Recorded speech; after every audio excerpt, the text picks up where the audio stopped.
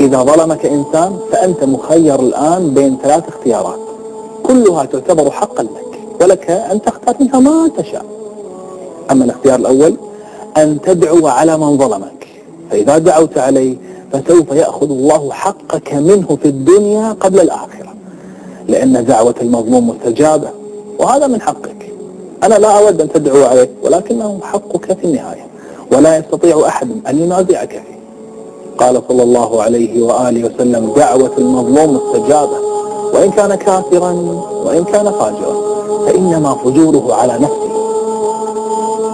الاختيار الثاني أن لا تدعو عليه في الدنيا، ولكن أن تنتظر لتأخذ حقك منه يوم القيامة وليس في الدنيا، لأنك إن دعوت عليه في الدنيا فسوف تأخذ حقك في الدنيا، أما إذا لم تدعو عليه فإن الله يوم القيامة سيعطيك من حسناته ما يساوي الظلم الذي ظلمك إياه، أو ستعطيه أنت من سيئاتك. قال النبي صلى الله عليه وآله وسلم عن الظالم يوم القيامة، قال: إن كان له عمل صالح أخذ منه بقدر مظلمته، وإن لم يكن له حسنات أخذ من سيئات صاحبه يعني المظلوم فحمل عليه. ولكن إخواني، يوجد اختيار ثالث. نعم، المظلوم له اختيار ثالث وهو أفضل الاختيارات على الإطلاق، وهذا الاختيار لا يفعله إلا أقل الناس.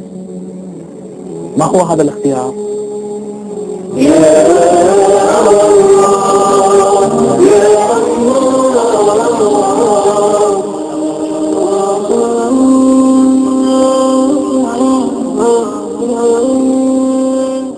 نعم، ما هو الاختيار الثالث؟ الاختيار الثالث هو أن تعفو عمن ظلمك.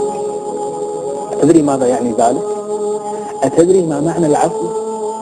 إذا عفوت عمن ظلمك فهذا يعني أنه لن تنزل عليه عقوبة بسببك في الدنيا، وأيضا لن تأخذ من حسناته يوم القيامة.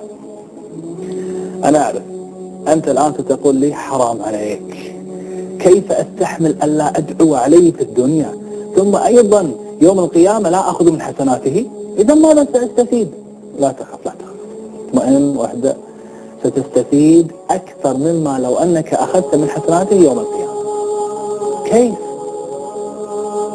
سيعطيك الله من الحسنات، لكن ليس من حسنات الظالم لأنك خلاص عفوت عنه، سيعطيك ثوابا وحسنات من عنده هو سبحانه أكثر مما لو أنك أخذت من حسنات الظالم، سيعطيك كمية أكبر سبحانه، فأنت الرابح في النهاية.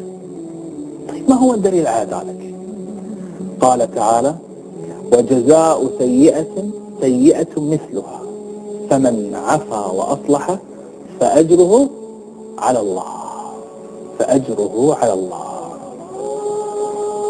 إذن أفضل الاختيارات أن تعفو عمن ظلمك، وأنا أعلم أنك تستطيع أن تضغط على نفسك وأن تتجاوز جروحك فتتخذ قرارا بالعفو التام عمن ظلمك. نعم، أنا أعرف أنك تعبت، أعرف أنه آذاك وأنك تجرعت غصصا كثيرة بسبب هذا الظلم، لكن لا بأس، فرحتك يوم القيامة ودخولك للجنة أغلى من كل شيء